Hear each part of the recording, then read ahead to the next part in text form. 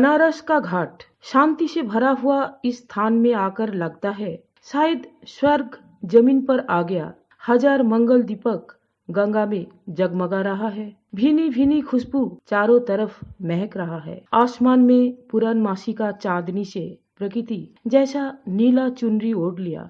ठंडी ठंडी हवा चल रहा है। दोस्तों, है ना सपने जैसा? पर सबके लिए नहीं है। कुछ इंसान ऐसा होता है जिनके जिंदगी में सपने कल्पना कुछ नहीं होता है, सिर्फ रहता है टेंशन, डिप्रेशन और एंजाइटी।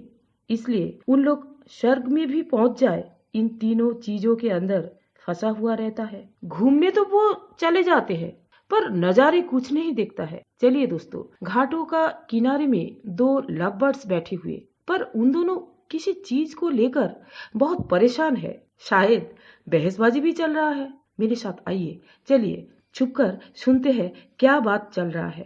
जानू, मेरे बात मान लो, हम दोनों बहुत खुश रहेंगे। ये जानू बुलाएगा नहीं, मेरे नाम से बुलाइए। अच्छा ठीक है पूनम, चलो हम दोनों शादी कर लेते हैं। शादी? आपका दिमाग तो ठीक चल रहा है। आप तो प्रपोज करने से पहले ही शादी तक पहुंच गया। आपको मैंने ठीक से पहचानती तक नहीं हूँ। हाँ, मानते हैं आप यूनिवर्सिटी का एक स्कॉलर स्टूडेंट है। एमएससी में आपको फर्स्ट क्लास भी मिला, पर आप रिसर्च नहीं करके यूपीएससी में क्यों बैठ रहे हैं? मेरे तो इरादा है मैं एमएससी के बाद रिसर्च करूंगी। आपको करियर में बिल्कुल फोकस नहीं है। यही तो मैं तब से समझा रहा हूँ। करियर के लिए तुम्हारी ही हेल्प चाहिए। 2 बार यूपीएससी में बैठा पर क्लियर नहीं हुआ। मुझे सरकारी जॉब चाहिए ताकि एक स्टेबल जिंदगी मिले, पर एग्जाम प्रिपरेशन ठीक से नहीं हो रहा है। मन हमेशा इधर उधर भटक रहा है। तुम्हारे जैसा कोई अगर दोस्त मिले तो मेरा मेंटल सपोर्ट मिलेगा, क्योंकि तुम बहुत इंटेलिजेंट लड़की हो और मैं अभी एक प्राइवेट कॉलेज में भी पढ़ाता हूँ। हम दोनों का अच्छा गुजारा हो जाएगा। तुम पास रहोगे तो बाद में सरकारी जॉब मिलना कोई बात ही नहीं होगा। इसलिए शादी करना चाहता हूँ। वाकई अच्छा प्लान है। आपको पता है मैं किस टाइप का लड़की हूँ? महीनों में मेरे पॉकेट मनी 20 से 25 हजार लगता है। आप शायद यूनिवर्सिटी का कैंटीन में पता किया, मैं आमिर बाप का बेटी हूँ। हर हफ्ते मैं मेरे दोस्तों को ग्रैंड पार्टी देती हूँ। यूनिवर्सिटी का फीस और पॉकेट मनी छोड़कर और भी कुछ पैसा मैं पापा से लेती हूँ सेविंग करने के लिए।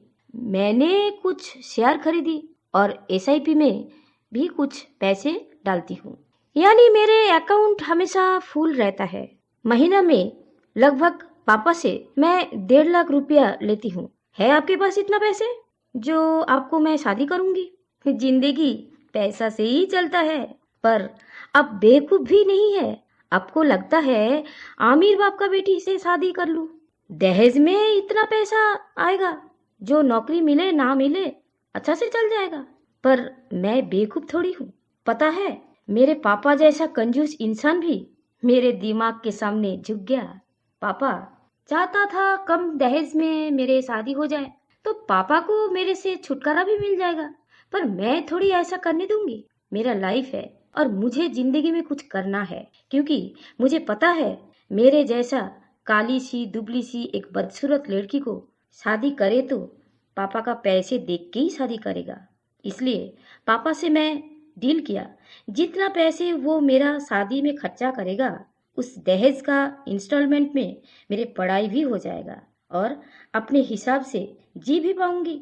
हर्षवर्धन, आप भी पापा जैसा दिमाग मत लगाइएगा। ये शादी वादी का चक्कर में नहीं पड़कर अपने करियर पर ध्यान दीजिए। बस बहुत हो गया, तब से बकते जा रही हो। मैं तुम्हें चाहा था, तुम्हारा पापा का पैसे नहीं। मैं जा रहा हूँ। यही मर्द वाला बात हुआ। पहले मेरे घर जाकर मेरे पापा को मनाइए। मैं व्हाट्सएप में मेरे घर का एड्रेस भेज रही हूँ, पापा से मिलकर आइए। हर्षवर्धन, जाते जाते एक बात आपको बताऊं, जिंदगी को अपने नजरिए से देखोगे तो साफ दिखाई देगा। अगर किसी को सीढ़ी बनाओगे तो वो जिंदगी साफ सुथरा नहीं दिखेगा बल्कि धुंधला दिखेगा।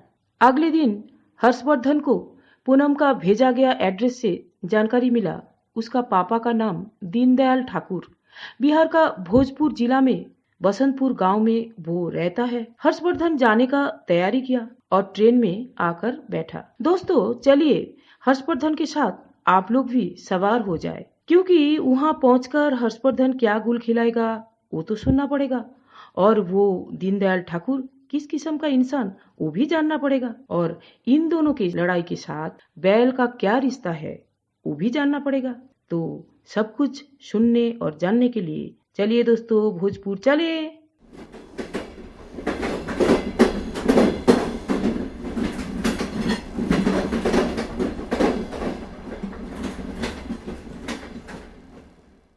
हर्षवर्धन भोजपुर पहुंचने के बाद किस दिशा में जाएगा मालूम नहीं था उसका, क्योंकि मोबाइल में नेट नहीं चल रहा था, इसलिए लोकेशन ट्रेस करना मुश्किल हो रहा था। हर्षवर्धन बिना सोचकर चलना शुरू किया। गर्मी बहुत तेज था, पानी पीने का मन कर रहा था, पर कोई दुकान नजर में नहीं आया। सुनसान काटी हुई गेहूं का जमीन के बीच एक पतली रास्ते में चल रहा था। वो जला हुआ काटी हुई गेहूं का राख गर्म हवा में उड़ रहा था। चल चल कर वो थक गया था। दूर में एक किसान को देखकर वो पूछा, दीनदयाल ठाकुर का मकान किधर है? वो शायद हिंदी भाषा समझा नहीं, पर कुछ टाइम सोचकर दूसरे किसानों को आवाज लगाया, ओ पितुआ तुआरे हवेली पहुंचन दो। दूसरे वाला किसान आकर हर्षवर्धन के साथ चलते चलते एक बड़ा सा हवेली के सामने खड़ा हुआ। हर्षवर्धन ताज्जुब हो गया। गांव का सुनसान जगह में इतना बड़ा हवेली, आगे पीछे एक भी मकान नहीं है, कैसे संभव? हर्षवर्धन सोचने लगा, पूनम इतना बड़ा हवेली में रहती थी। एक बड़ा सा गेट के ऊपर सुनहरी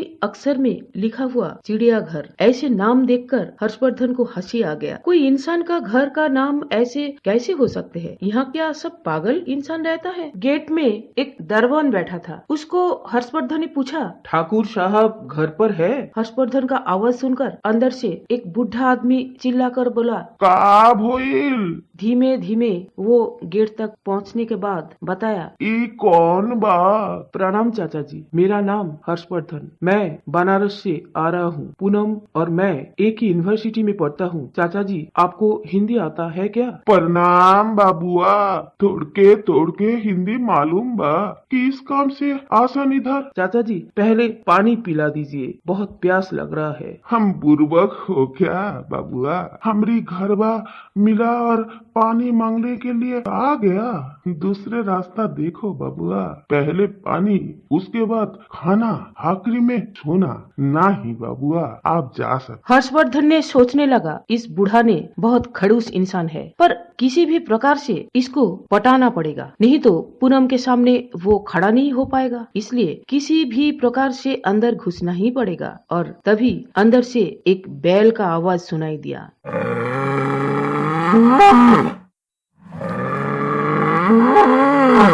चाचा जी इतना मधुर आवाज कहाँ से आ रहा है? क्या आपने बैल पाला? वाह, आवाज से ही लग रहा है वो कितना शक्तिशाली है और बहुत अच्छा स्वभाव का भी है। गांव में मेरा नानी का घर है, वहाँ भी एक बैल है। मुझे बैल बहुत पसंद का है। शहर में रहता हूँ इसलिए पाल नहीं पाया मैं। दीनदयाल ठाकुर ने उसके तरफ घूरता रहा और बोला, बाबुआ तुम्हारी दिमाग तो ठिकाने में है। तुम शहरीला बाबू हो और बैल पसंद का है। झूठ मत बोलो बाबुआ। हर्षवर्धन कहा, चाचा जी मुझे जानवर का साइकोलॉजी के ऊपर डिग्री है। उन लोगों का आवाज से ही मैं जानवर का मन पढ़ लेता हूँ। सुनकर दीनदयाल का आंखों में थोड़ा सा विश्वास नजर आया। वो बोला, बाबुआ तुम्हारी मदद चाहिए। अंदर बा आसन, पानी पीना था ना तुम्हें? फुलमतिया, अरे ओ फुलमतिया रे, थोड़ के पानी आवरी दे दी। फुलमतिया हवेली का नौकरानी है। हर्षवर्धन अंदर जाकर देखा, हवेली कम से कम 10 एकड़ जमीन के ऊपर बनाया गया है। चारों तरफ आम, जामुन, अमरूद का बड़े बड़े पेड़ का बगीचा है। साइड में पत्थर लगी हुई कुआं भी है। हर्षवर्धन का शांति महसूस हुआ बहुत। इतना शीतल था वो जगह जो सफर का सारे थकान दूर कर दिया था। बगीचा में एक खटिया रखा हुआ था, वो दिखाकर दीनदयाल बोला, तनिक बैठो यहाँ। बाबुआ तुम्हार नाम क्या है रे? मेरा नाम हर्षवर्धन।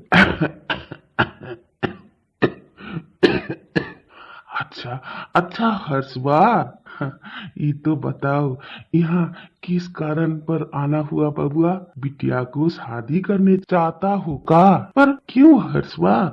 तुम इतना सुंदर सा लड़का और वो तो अच्छी दिखने नहीं बा।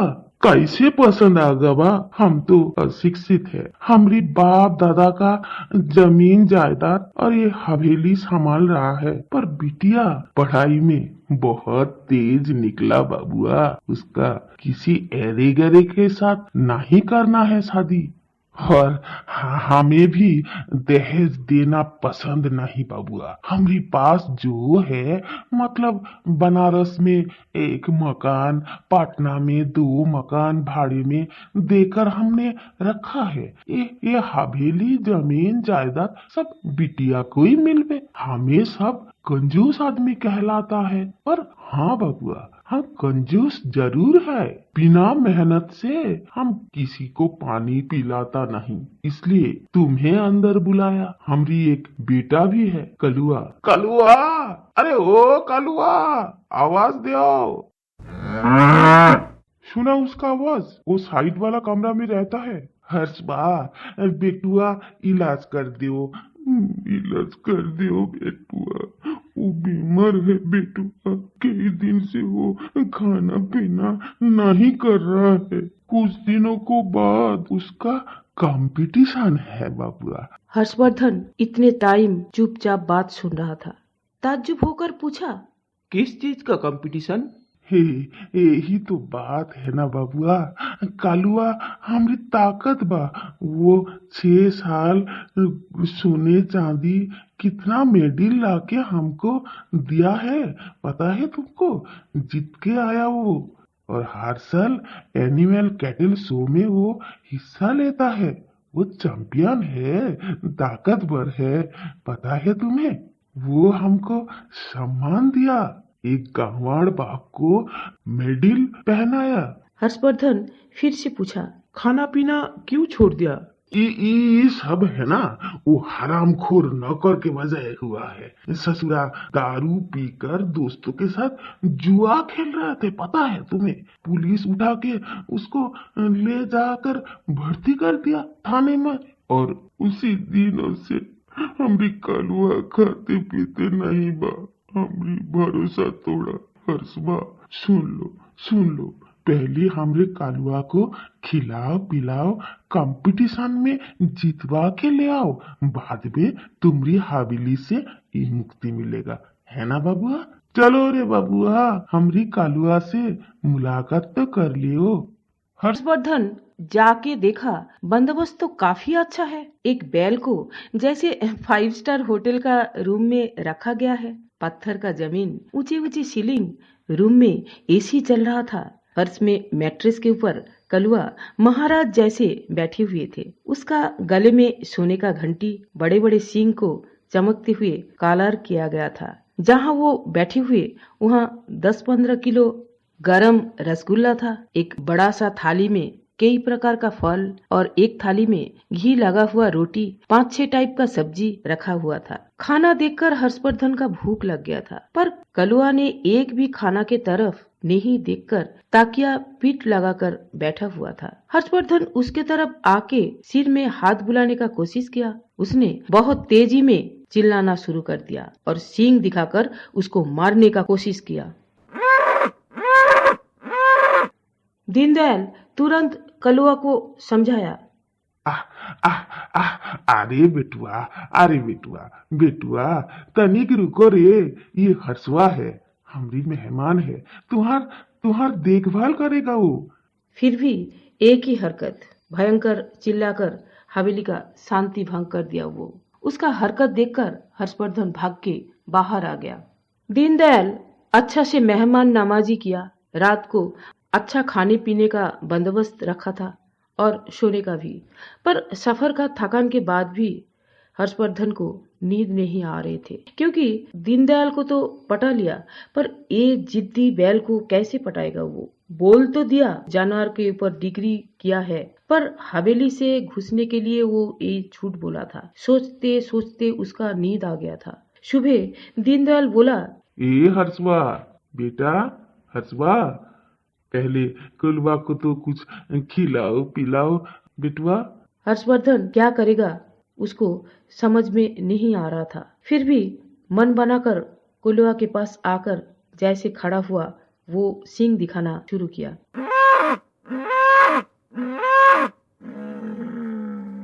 हर्षवर्धन घबराते हुए बोला, चाचा जी, चाचा जी, हमसे नहीं होगा ये काम। दीनदयाल तुरंत जवाब दिया, मतलब ओ बबुआ, कैसे होगा नहीं बबुआ? हाँ, काली तो तुम बड़ेपन कर रहा था, हम जानवर का डॉक्टर है। देखो हर्षवा, कंपटीशन में अगर कलुआ को मेडल नहीं मिले तो तुम्हारी काम होगा गोबर उठाना, घर हम नहीं जाने देंगे।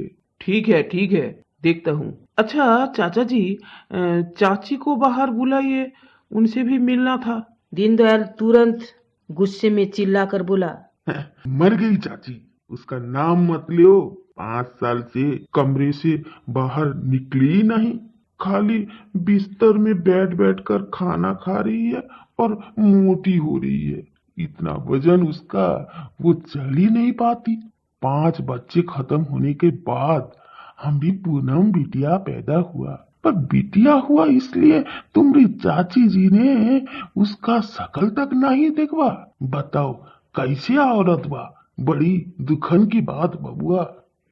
हर्षवर्धन को पूरा रात नींद नहीं आ रहा था, बार बार करवटें ले रहा था, नहीं तो बीच बीच में उठकर पानी पी रहा था। उसको समझ में नहीं आ रहा था कैसे इस समस्या को सुलझाए। उसको पता चला रूस मनोविज्ञानी पेवलोव का रिफ्लेक्स कंडीशन थ्योरी का, जिसमें बताया गया जानवर को जो चीज एक बार पसंद हो जाता है वो कभी भूलता नहीं, और उसी चीज को हर काम के पहले वो एक्सपेक्ट भी करता है। जैसे खाना खाने से पहले, एक्सरसाइज करने से पहले, जब उसको वो चीज मिलता नहीं तो वो दुखी हो जाता है, उसके बाद गुस्सा भी हो जाता है। वो चीज कोई इंसान भी हो सकता है। ऐसे ही कलुआ को कोई तो पसंदीदा चीज होगी जो ढूंढना पड़ेगा। सुबह उठकर हर्षवर्धन दीनदयाल को बोला, चाचा जी, वो जो नौकर कलुआ को देखभाल करता था, उसका नाम और कौन सा थाने में वो भर्ती है, वहाँ का पता बताइए। हर्षवा बेटवा, तुम फिर से वो कमबख्त का नाम लिया। कैसे समझाऊं तुमको? उसको पुलिस वा पटना चालान कर दिया। उस हरामखोर के साथ तुमको मिलना का पता तो हम दे रहे हैं, पर भागना मत बबुआ, हमरा दारवान तुम भी सब जाएगा। उस दिन कई बार हर्षवर्धन कलुआ के पास गया, पर पहले जैसा गुस्सा नहीं कर रहा था। चिल्लाने का या गुस्सा करने का इतना ताकत ही नहीं था उसका। एकदम खाना छोड़ भी नहीं दिया था। डॉक्टर आके देख के गया और बताया, कलुआ का पेट तो ठीक है, पर जानबूझकर वो कम खा रहा है। कंपटीशन में लड़ने के लिए ट्रेनर भी आया था एक्सरसाइज कराने के लिए, वो भी कलुआ को 2-1 कदम हिला नहीं पाया। हर्षवर्धन इन सारी चीजों को देखकर घबरा गया। बागीचे में एक खाटिया में बैठकर वो कसम खाया, जैसे भी करके थाने में पहुंचकर वो नौकर को पूछताछ करना पड़ेगा। कलुआ ऐसे क्यों कर रहा है? खाटिया में बैठे बैठे हर्षवर्धन को बोरियत सा लग रहा था। वो एक सिगरेट पीने के लिए मैचिस जलाया।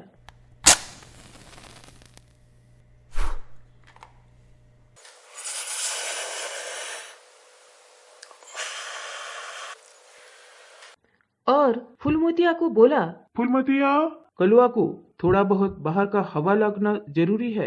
सिगरेट का महक से दीनदयाल हवेली का अंदर से खूब चिल्लाने लगा। कौन सुट्टा पी रहे हैं? धीरे धीरे बाहर आकर वो बोला, हर्षवा, तुमने शर्म नहीं बा? कैसे हवेली में बैठकर सुट्टा पी रहे हो? हाँ, ये हवेली हमारी मंदिर जैसा, यहाँ कलुआ रहता है। सुट्टा का आप जल्दी पूछाओ, फेंको उसको। सॉरी चाचा जी, सॉरी, अभी फिक्र हूँ। बेचारा हर्षवर्धन खाटिया में लेट गया और लेटे लेटे पूनम की याद आने लगा। पूनम होती तो समस्या का कुछ हल होता। खुली आसमान के नीचे खाटिया में लेटकर हर्षवर्धन गाना शुरू किया। कौन है जो सपनों में आया, कौन है जो दिल में समाया, लो झुक गया आसमां भी इश्क मेरा रंग लाया ओ प्रिया।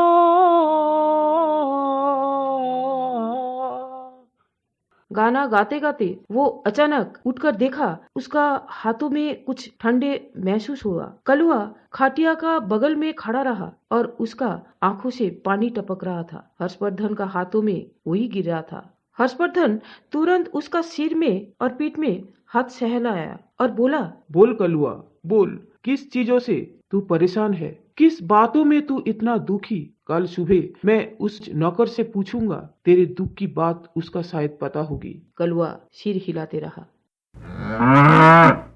अगले दिन हर्षवर्धन पटना पहुंचा। उस थाने में जहां कलुआ का देखभाल करने वाला वो नौकर भर्ती था। पुलिस का परमिशन से हर्षवर्धन नौकर के साथ 5-10 मिनट बात भी किया और समझ गया वो जो डाउट किया था वो सही निकला। डेली कलुआ को उस नौकर ने एक ही गाना सुनाता था। सुनने के बाद कलुआ कुछ टाइम रोते थे और उसके बाद गुस्से से हर काम करता था, जैसे खाना पीना, एक्सरसाइज करना, सब कुछ। हर्षवर्धन हवेली लौटने के बाद कलुआ के पास जाकर बड़े मजे में वो गाना गाया। मेरे नैना सावन भादो, फिर भी मेरा मन प्यासा, फिर भी मेरा मन प्यासा। गाना सुनकर कलुआ सिर हिलाकर आंख बंद करके आंसू बहाया और उसके बाद घोड़े जैसा आगे पीछे 2 पैर पटककर चिल्लाना शुरू किया। उसका गले का रस्सी खोल देने के बाद शक्तिशाली बनकर बागीचा में वो खूब दौड़ लगाया और शोर मचाया। उसको देखकर लग रहा था शायद बहुत सालों के बाद उसको ताकत मिला। ट्रेनर आकर कलुआ को 2 हफ्ता बहुत एक्सरसाइज कराया और उसको कंपटीशन के लिए तैयार किया। 2-1 दिन के बाद कंपटीशन का डेट आया। पूरे हवेली का नौकर चाकर कलुआ, हर्षवर्धन और दीनदयाल ठाकुरले जैसे कोई जंग लड़ने के लिए तैयार हुआ और वो कंपटीशन का खाली ग्राउंड में आकर उन लोग पहुंचा।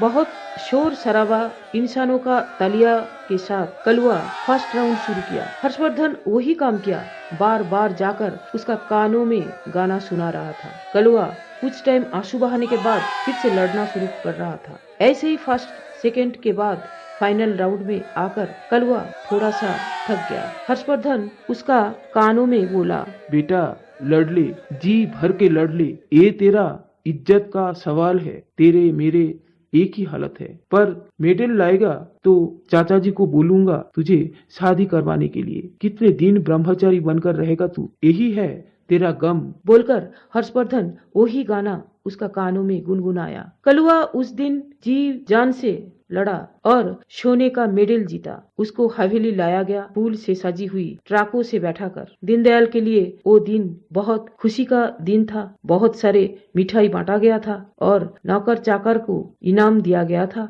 अगले दिन बहुत सुबह उठकर हर्षवर्धन दीनदयाल को बोला, चाचा जी मेरा काम खत्म, अब मैं घर जा रहा हूँ। दीनदयाल रोते हुए बताया, नहीं हर्षबा, नहीं जाओ रे हर्षबा, हमें छोड़कर हमारी बिटिया को शादी करो। आज से तुम हमरा दामाद बा।